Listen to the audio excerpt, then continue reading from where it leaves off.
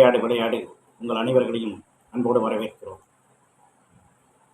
தயவுசெய்து சப்ஸ்கிரைப் செய்யுங்கள். நம்முடைய வீடியோக்களை பகிர்ந்து மற்றவர்களும் விழிப்புணர்வு பெற உதவுவீர்கள் என்று நம்புகிறோம். நன்றி. சமீபமாக மோடி அவர்கள் 56 இன்ச்சு மோடி அவர்கள் ஏதோ பெரிய சலுகைகளை அறிவித்து விட்டது போல வழக்கம் போல வடை சுட்டு கொண்டிருக்கிறார். மக்கள் பல லட்சம் கோடி பணத்தை மிச்சப்படுத்த முடியும். அவர்களுக்கு தீபாவளி மகா கொண்டாட்டமாக இருக்கப் போகிறது. இப்படியெல்லாம் உருட்டி கொண்டிருக்கிறார். மக்கள் வயிற்றெரிச்சலோடு இந்த நபரின் பேச்சை கேட்டுக்கொண்டிருக்கிறார்கள். வேறு வழியில்லை, தலையெழுத்து என்பதாக. எதை குறைத்து விட்டார்? ஏற்கனவே நம்மிடம் கொள்ளையடித்த ஒரு கொள்ளையன், அந்த கொள்ளையிலிருந்து 5% நான் கழிவு தருகிறேன், டிஸ்கவுண்ட் தருகிறேன் என்று சொன்னால் எப்படி இருக்கும்? இதை ஒரு மீம்ஸாக நான் பார்த்தேன் சமூக வலைதளத்தில். நண்பர் ஒரு வெளியிட்டிருந்தார். நம் வீட்டில் கொள்ளையடித்த ஒரு கொள்ளையன் நமக்கு 5% கழிவு தருகிறேன், உங்களுக்கு அதிலிருந்து ஒரு 5% தருகிறேன் என்று சொன்னால் நீங்கள் மகிழ்வீர்களா? ஃபுல்லாக கொள்ளை அடித்து எல்லாத்தையும் காலி பண்ணி விட்டுட்ட, முழுசாவது கொடுத்துருக்கணும். அது இல்லாமல் 5% கழிவு தருகிறேன் என்று சொன்னால் எவன் மகிழ்வான்? இன்னொரு விமர்சகர் சொன்னார், வாரம் முழுக்க பட்டினி கிடந்தவர்களுக்கு இனி அப்படி இல்லை, 2 நாளைக்கு உனக்கு சோறு போடுகிறேன், மற்ற 5 நாட்கள் நீங்கள் பட்டினி இருந்தால் போதும் என்று சொல்வது எப்படி? வேறு வழி இல்லை, அவன் 2 நாளாவது கிடைத்ததே என்று சந்தோஷப்படுவானே, அது சந்தோஷமா? முழுக்க ஒருவனுடைய துணிகளை உருவிவிட்டு இனி நீ அம்மனமாக தெரிய வேண்டாம், இதை ஒரு கோமணம் தருகிறேன் என்று சொன்னால் எப்படி இருக்கும்? இது போன்ற உதாரணங்கள் தான் 56 இன்ச்சு மோடி பேச்சுக்கு நாம் காட்ட முடியும். வேறு ஒன்றும் கிடைத்து விடவில்லை. நம்மிடம் படு மோசமாக கொள்ளையடித்துவிட்டு கடந்த 8 ஆண்டுகளாக ஜிஎஸ்டி கொள்ளை இன்னும் நடந்து கொண்டிருக்கிறது. இதில் எதிலெல்லாம் இவர்கள் வரியை குறைத்தார்கள் என்ற ஒரு ஆராய்ச்சியை இன்னும் மக்களுக்கு முடியவில்லை.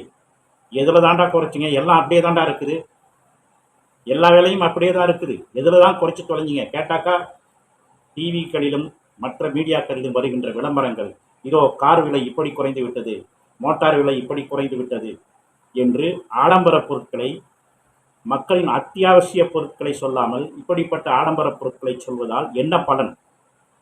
மீண்டும் யாருக்கு என்ன செய்திருக்கிறார்கள் இவர்கள்? 56 இன்ச்சும் புடுகுகிறான், இங்கே இருக்கிற 5 இன்ச்சு பாலாவும் புடுகுகிறான் என்று கண்டுபிடித்திருக்கிறார்கள். KPY பாலா, நீங்கள் பார்த்திருப்பீர்கள். நாம் கூட ஆரம்பத்தில் மயங்கி போய் ஒரு வீடியோவை வெளியிட்டு தவறு செய்தோம்.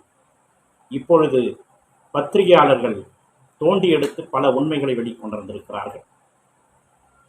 குறிப்பாக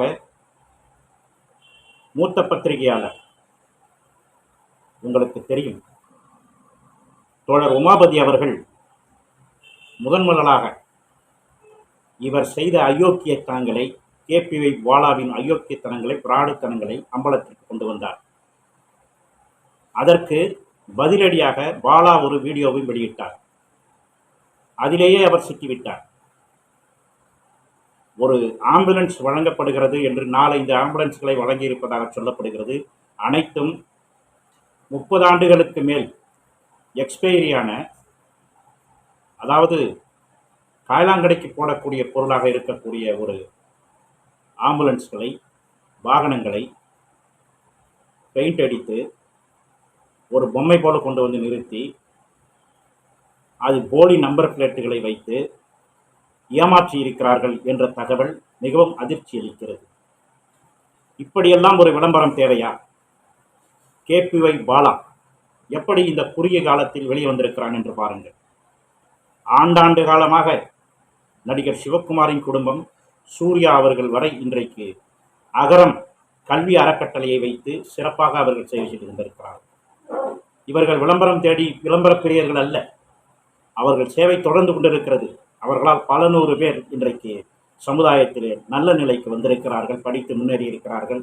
மருத்துவர்களாக, என்ஜினியர்களாக, இன்னும் பல ஐஏஎஸ் அதிகாரிகளாகவும் வந்திருக்கிறார்கள். இதெல்லாம் வெளியே தெரிவதில்லை. அவர்கள் தம்பட்டம் அடித்துக் கொள்வதில்லை. ஒரு விழா நடத்துவதோடு சரி.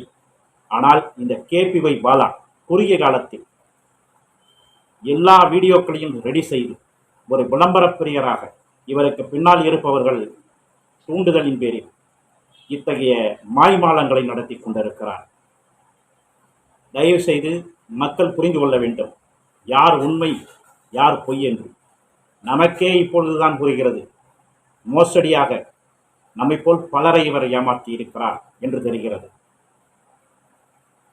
தன்னுடைய வளர்ச்சிக்காக அல்லது தனக்கு பின்னால் இருக்கின்ற யாரோ தூண்டுதலின் பேரில் கருப்பு பணத்தை வெள்ளையாக்குவதா? அப்படி கூட இல்லை. இந்த காயலாங்கடைக்கு போட வேண்டிய இந்த வண்டிகள், ஸ்கிராப்புக்கு போக வேண்டிய இந்த வண்டிகள் எப்படி ஆம்புலன்ஸ்களாக காட்ட முடியும்? இந்த வண்டியில் ஏறி சாதாரணமாகவே இருக்கின்ற வாகனங்கள், சொந்த வாகனம் என்றால் நாம் எச்சரிக்கையாக ஓட்டுவோம், விபத்து நேர்ந்து விடக்கூடாது என்பதற்காக. ஆனால் ஆம்புலன்ஸ் போன்ற வாகனங்கள் அதிவிரைவாக செல்லும். அதே ஆம்புலன்ஸ் எஃப்சியாக இருக்க வேண்டும், அது எஃப்சி பெற்றாக இருக்க வேண்டும், இன்சூரன்ஸ் இருக்க வேண்டும், எல்லா தரவுகளும் முறையாக வைத்து சரியாக பராமரிக்கப்பட்ட வாகனமாக இருக்க வேண்டும். அப்படிப்பட்ட வாகனத்தில் தான் நோயாளிகளை நம்பிக்கையாக ஏற்றிச் செல்ல முடியும். இப்படிப்பட்ட ஸ்கிராப்புக்கு போகக்கூடிய வாகனங்களை தெருவில் நிறுத்தி போட்டோ பிடித்து இதை காட்டுவதால் இவர்கள் எதை அடைய எண்ணுகிறார்கள்? இதற்கு பின்னால் இருக்கின்ற திட்டங்கள் என்ன? இதை நாம் பேசிக்கொண்டிருப்பது சரியல்ல. இது போன்ற கயவாளிகளை, காவாளிகளை, மேலே இருக்கிற 56 இன்ச்சும் பொய்யனாக இருக்கிறான், கீழே இருக்கிற 5 இன்ச்சு பாலாவும் பொய்யனாக இருக்கிறான். மக்கள் என்னதான் செய்வார்கள்? இந்த பொய்யர்களின் பிடியிலே மாட்டிக்கொண்டு சிக்கிக்கொண்டு நாம் எல்லாம் மூளையை குழப்பிக்கொண்டு அலைய வேண்டியிருக்கிறது. இத்தகைய பொய்யர்களிடமிருந்து நாம் நம்மை பாதுகாத்துக் கொள்ள வேண்டும்.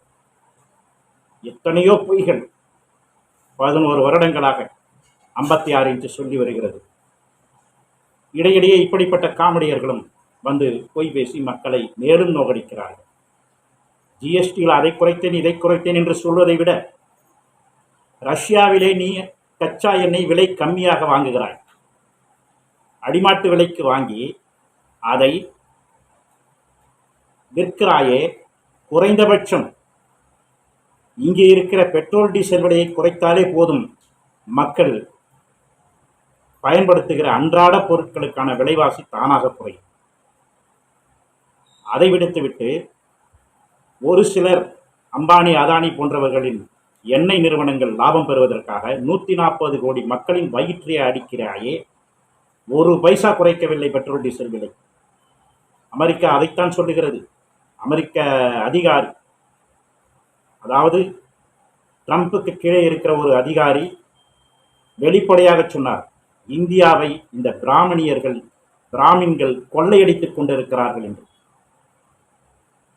அதற்கு பிறகுதான் பதறிக்கொண்டு இவர்கள் இந்த வரி குறைப்பை செய்திருக்கிறார்கள். எப்படி இருக்கிறது என்று பாருங்கள். அன்றைக்கு சுதந்திரம் அடைந்த உடனேயே தந்தை பெரியார் அவர்கள் ஆணித்தரமாக சொன்னார், குஜராத் பனியாக்கள் கையிலே இந்த நாடு சிக்கிக் கொண்டு விட்டது, அவர்கள் இதை சுரண்டி கொழுத்து விடுவார்கள், கொள்ளையடித்து விடுவார்கள் இந்தியாவை என்று சொன்னார். அது 75 ஆண்டுகளுக்கு பிறகு இன்றைக்கு அமெரிக்கா சொல்லுகிறது, இந்த பிராமணர்கள் இந்தியாவை சுரண்டி கொழுத்து கொள்ளையடித்துக் கொண்டிருக்கிறார்கள் என்று. எப்படி இருக்கிறது பாருங்கள்.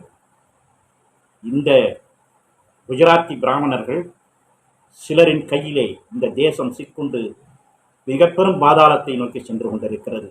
இதிலே இந்த தேர்தல் ஆணையம் வேறு, திருட்டு தேர்தல் ஆணையம் வாக்காளர் பட்டியலில் பல குளறுபடிகளை செய்து ABCD என்று பெயர் வைத்து மக்களுக்கு ஒழுங்கான பெயருள்ள வாக்காளர்களை நீக்கிவிட்டு அவன் இறந்து விட்டான் என்று சொல்லுவது, அவன் ஆப்சண்ட் ஆகிவிட்டான் என்று சொல்லுவது, அப்ஸ்காண்ட் ஆகிவிட்டான் என்று சொல்லுவது, இப்படியெல்லாம் தில்லுமுண்டுகளை செய்து இந்த வாக்காளர் பட்டியலிலிருந்து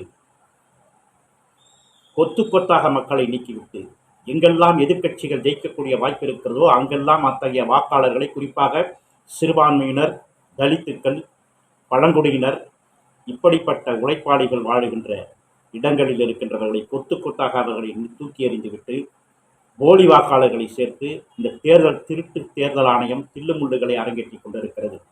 இதை கேட்பதற்கு எந்த நீதிமன்றத்திற்கும் வக்கில்லை, வகையில்லை. தெருவில் திரிகின்ற நாய்களை பற்றி கவலைப்படுகிறது தேர்தல் ஆணையம், நீதிமன்றங்கள். உச்ச நீதிமன்றம் டெல்லியில் திரிகின்ற நாய்களை பற்றி கவலைப்படுகிறது.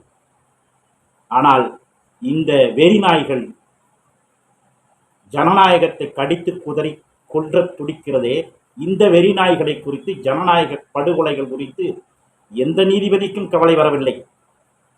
நாய்களுக்காக கவலைப்படுகிறார்கள். நாய்களை பிடியுங்கள், கடித்து குதறுகிறது என்று நாய்களை பற்றி பேசுகிற உச்ச நீதிமன்றம் இந்த அயோக்கிய நாய்களை பற்றி ஏன் கவலைப்படவில்லை?